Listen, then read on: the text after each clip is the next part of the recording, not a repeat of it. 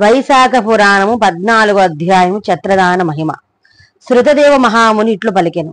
వైశాఖ మాసమున ఎండకు బాధపడు సామాన్యులకు మహాత్ములకు ఎండ వలని బాధ కలుగకుండుటకై గొడుగులనిచ్చిన వారి పుణ్యం అనంతము.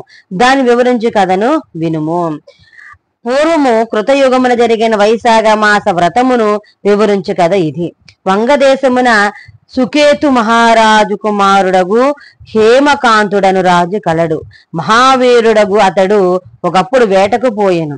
అడవిలో వరాహము మున్నగు జంతువులను పెక్కిటిని వేటాడి అలసి అచ్చటనున్న మునుల ఆశ్రమునకు పోయెను. ఆ ఆశ్రమము శతశిక్షునులకు మునుల ఆశ్రయము. అచ్చటనున్న మునులు నిశ్చల మనస్కులై బాహ్యస్మృతి లేని తపోదీక్షలో నుండిది. ఆ విషయము నెరుగని రాజకుమారుడు వారిని పలు విధములుగా పలుకరించినను వారు సమాధానమియకపోవుటచే వారిని చంపపోయెను.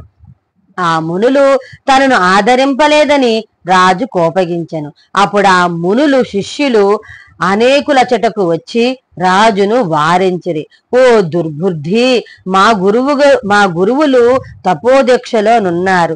వారికి బాహ్యస్మృతి లేదు, కావున వారు నిన్ను చూడలేరు, గౌరవింపను లేరు. ఇట్టి వారిపై కోపము కూడదని వారు పలికిరి. అప్పుడు కుశకేతుని కుమారుడగు హేమకాంతుడు వారిని చూచి, మీ గురువులు తపోదీక్షలో నున్నచో మీరు అలసిన నాకు ఆతిథ్యము నిండని అలసట వలనిచ్చిన కోపంతో పలికెను. అలసట వలన వచ్చిన కోపంతో పలికెను. అప్పుడు వారు, రాజకుమారా, మేము భిక్షాన్నమును తినువారము, మీకు ఆతిథ్యమిచ్చుటకు మా గురువుల ఆజ్ఞ లేదు. ఇట్టి మేము నీకు ఆతిథ్యము నీయజాలము అని చెప్పిరే. హేమకాంతుడు, ప్రభులమగు మేము క్రూర జంతువులు దొంగలు మున్నగున వారి నుండి మిమ్ము రక్షించి ప్రభులము. మేమిచ్చిన ఆగ్రహములు మున్నగున వాని పొందియు మీరు మాయడలా నీ విధంగా నుండరాదు. కృతజ్ఞులైన మిమ్ము చంపినను తప్పులేదు అని పలికి వారిపై బాణమును ప్రయోగించి కొంతమందిని చంపెను. మిగిలిన శిష్యులు భయంతో పారిపోయారు. రాజభటుల ఆశ్రమంలోని వస్తువులను కొల్లగొట్టిరి, ఆశ్రమును పాడు చేసిరి. పిమ్మట హేమాంగదుడు తన రాజ్యమునకు మరలిపోయాను. కుశకేతువు తన కుమారుడు చేసిన దానికి కోపించెను.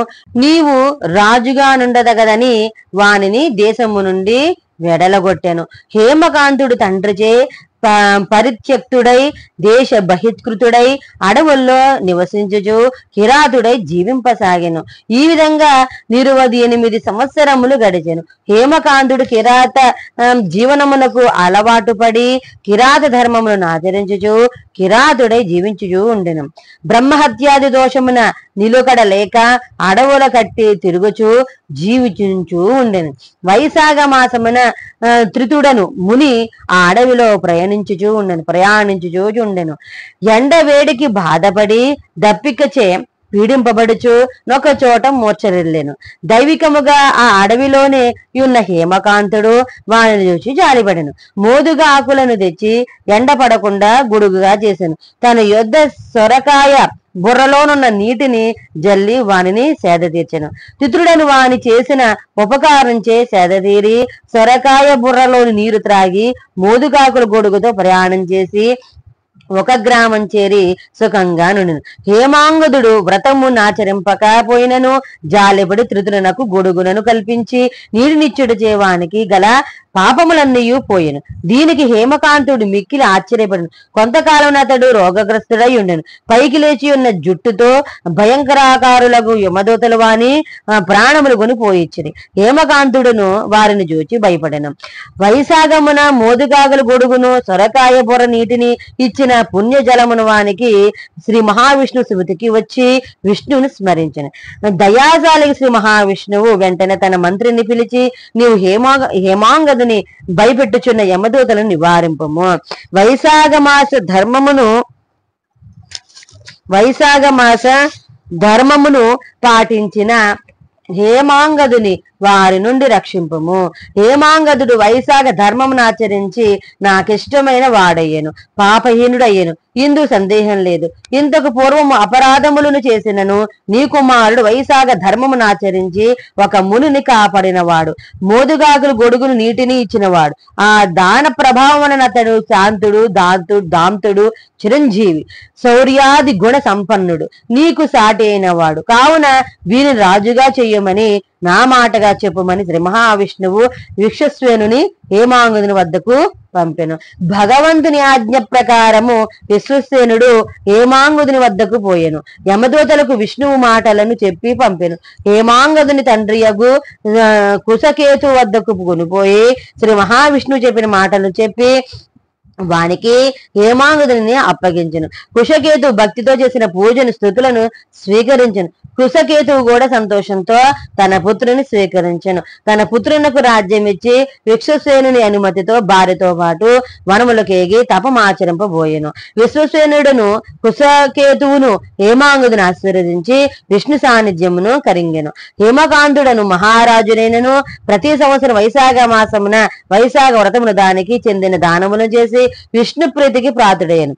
హేమాంగదుడు బ్రహ్మజ్ఞాని అయి ధర్మ మార్గాన్ని అవలంబించి శాంతుడు, దాంతుడు, జితేంద్రియుడు, దయాస్వభావి అయ్యి అన్ని యజ్ఞములను చేశాను. సర్వసంపదలను పొంది పౌత్రులతో కూడేవాడై సర్వభోగములను అనుభవించను.